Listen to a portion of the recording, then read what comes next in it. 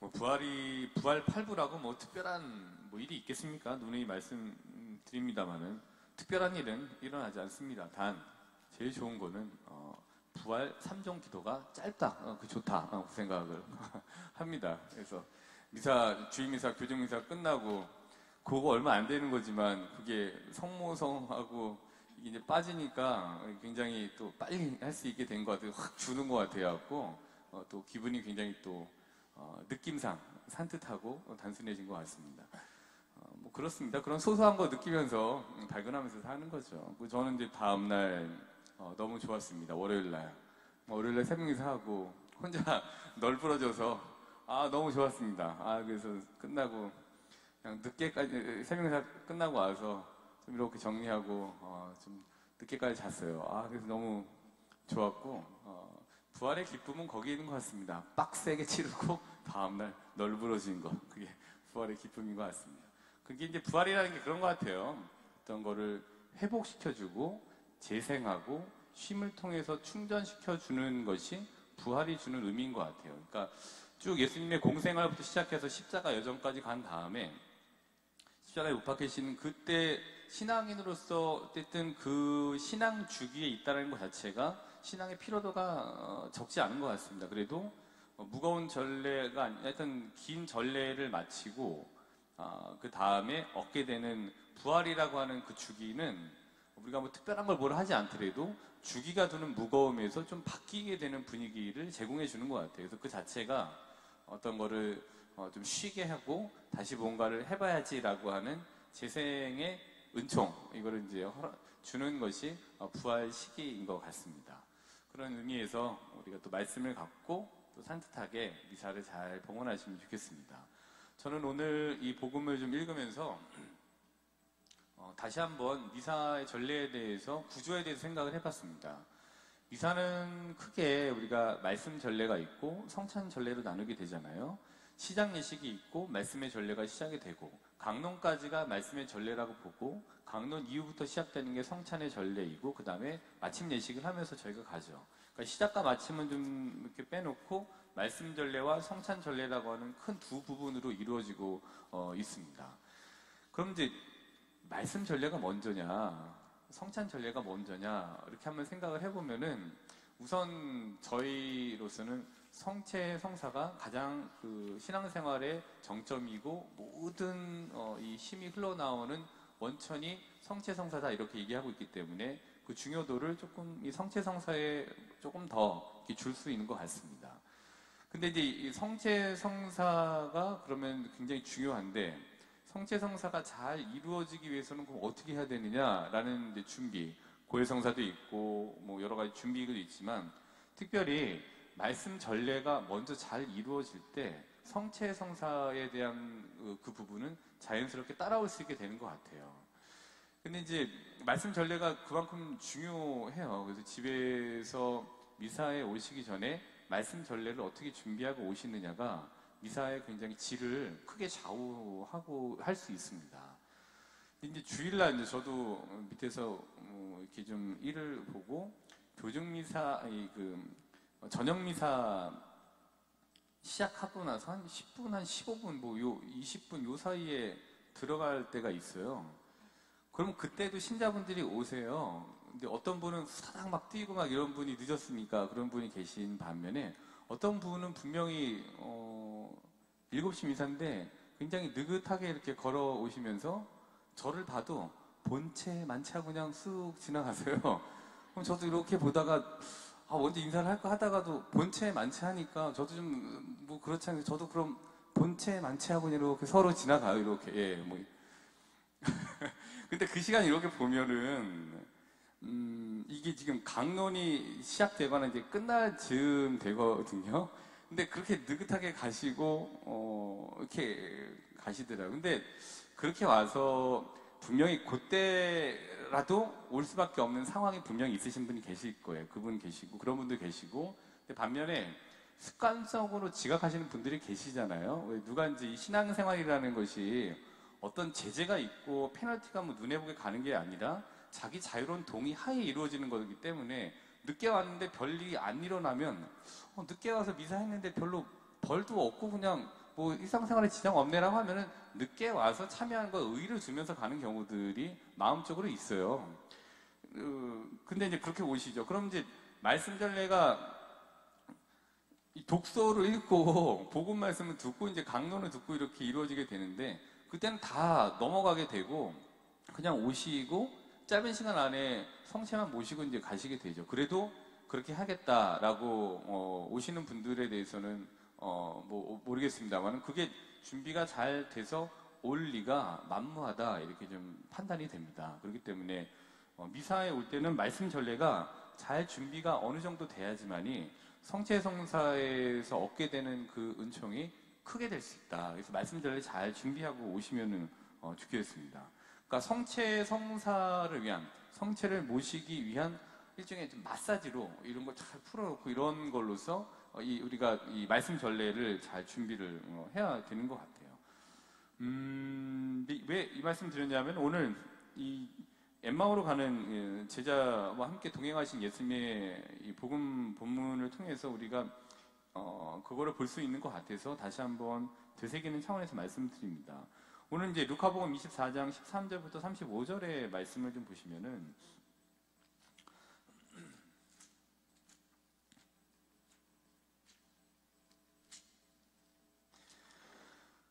이제 루카복음 24장 27절을 한번 27절인가요?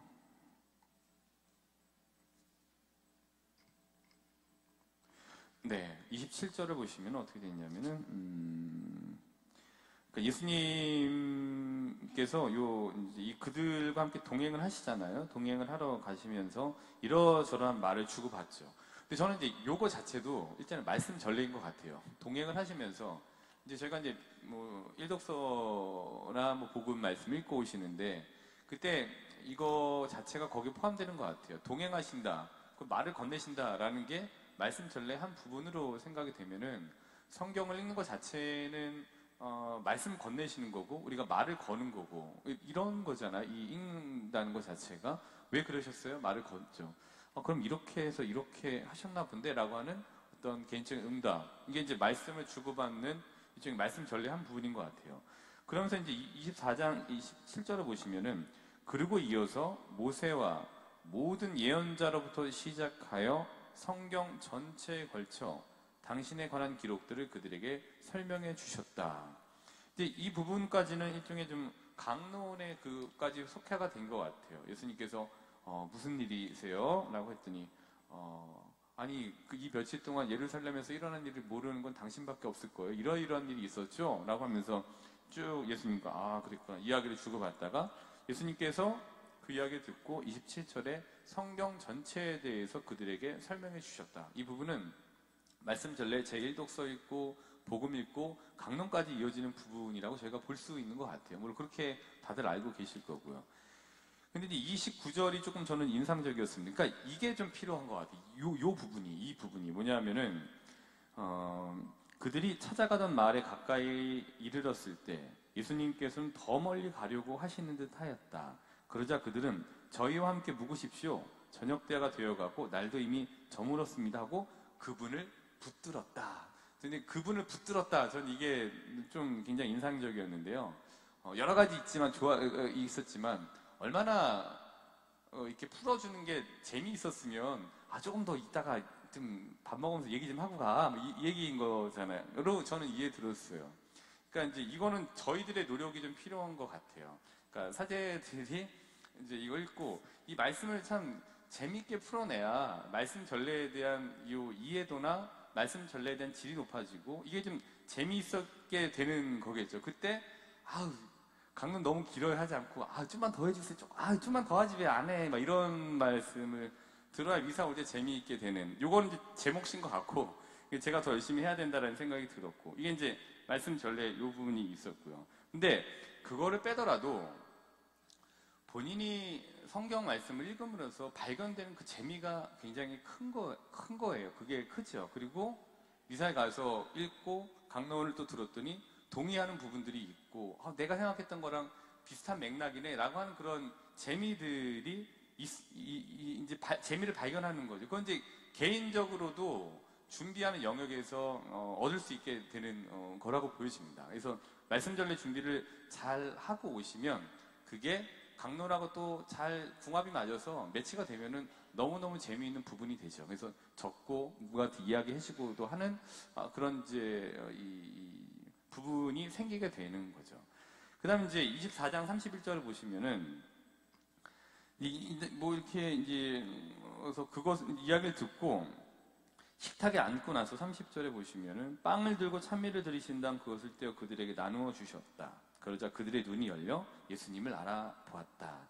뭐 이거 같아요. 그러니까 말씀 전례를 잘 준비를 하고 뭐 사제도 그렇고 신자분들도 그렇고 서로 잘 준비를 해서 그렇게 되었을 때 그 성찬 전례에서 하는 그 성체성사, 성체를 모시는 거가 그냥 미사 신앙생활을 오래 하고 그냥 해서 관성적으로 모시는 게 아니라 내가 저분을 모시는구나 라고 하는 그게 굉장히 크게 다가오게 되는 날들이 있잖아요.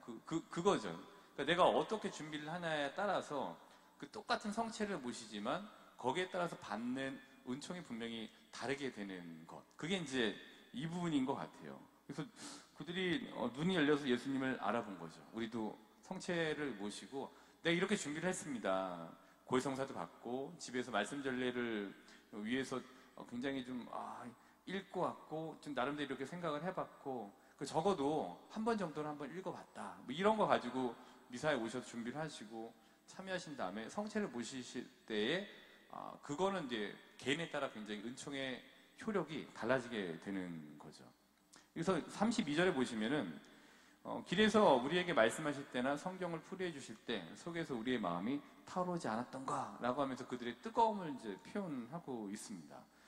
미사가 사실 이렇게 좀 뜨거웠으면 좋겠어요. 좀 너무 무겁게 가기보다는 그런 부분 오늘 32절 읽으면서 또한 생각을 해보게 됐습니다.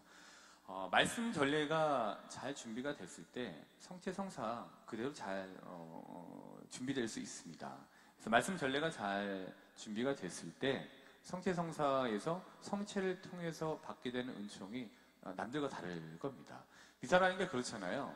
고해성사가 어렵지만 고해성사를 봄으로 인해서 준비를 하고 미사에 참여하실 때의 자세와 그냥 나와서 하실 때의 자세는 좀 다를 겁니다. 왜냐하면 고해성사 자체가 개인에게는 굉장히 부담이지만 영혼에게는 숨을 틔워주는 이 영적인 작업을 하는 게 고해성사인데 그렇게 이제 어렵지만 그래도 그걸 하겠다라는 거는 내가 미사를 이렇게 나름대로 잘 준비를 하겠다라고 하는 의지의 표현으로서의 고해성사가 이루어지게 되는 거죠. 그럼 이제 영혼의 숨통이 트이게 되는 거고 그때 미사를 하실 때 그 느낌은 좀 다르실 수 있게 됩니다. 그게 이제 어떻게 준비하느냐에 따라서 달라지는 거를 잘 보여주고 있는 거라고 생각이 듭니다. 닭이 먼저냐, 알이 먼저냐, 말씀이 먼저냐, 성체가 먼저냐, 성체성사가 먼저냐. 참 답하기 어렵습니다만은 성체성사가 더 중요하지만 말씀 전례가 잘 준비됐을 때 성체성사의 효력이 더 크게 개인적으로 다가온다라는 거 기억해 주시면 좋겠습니다. 근데 이제 많은 게 그래요. 사실 예수님의 행적을 복음을 통해서 보더라도 예수님께서 말씀을 하신 다음에 이루어지는 일들이 꽤나 많습니다. 특별히 루카복음 10장 38절부터 42절을 저희가 참조를 한번 해보면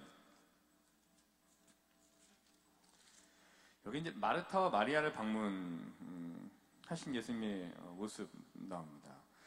마르타가 하고 있었던 거는 굉장히 여러 가지 준비를 하고 있었죠. 근데 마르타가 무엇을 하고 있었을까라고 한번 생각을 해보면은 손님이 오셨으니까 분명히 음식을 준비하고 있었을 거라고 예상이 돼요. 식사 준비를 하고 있었을 것 같아요. 근데 마리아는 무엇을 하고 있었느냐?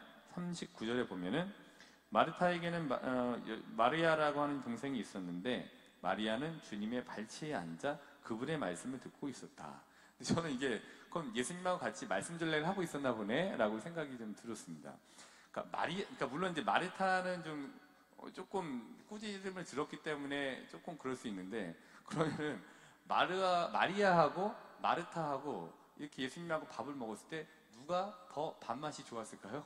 마리아가 더 좋았겠죠. 왜냐하면 좋은 얘기 듣고 이렇게 하고 기분이 잘 준비가 됐으니까. 근데 반면에 마르타는 밥맛이 별로 없었을 거예요. 욕 먹었으니까. 욕이 아니라 조금 이렇게 이런 얘기를 들었으니까.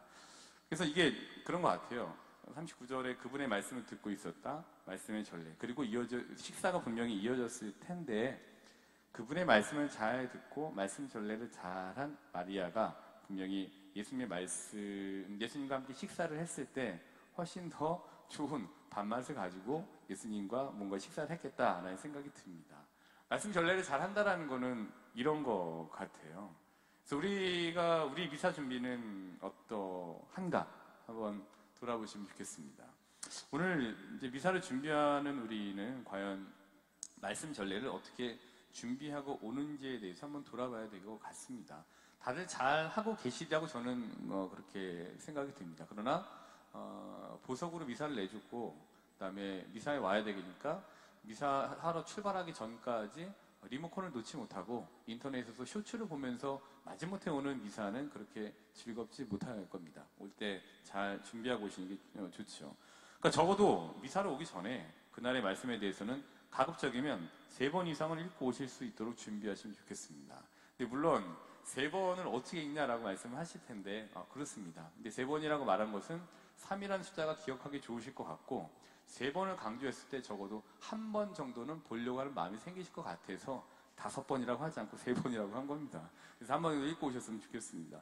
그래서 말씀이 들어가야 성체성사가 더 의미 있게 내 안에 들어옴을 기억하시면서 우리의 말씀의 있기를 소중하게 다시 한번 생각을 하고 말씀을 한 줄이라도 읽으시는 하루가 되시기를 바라겠습니다.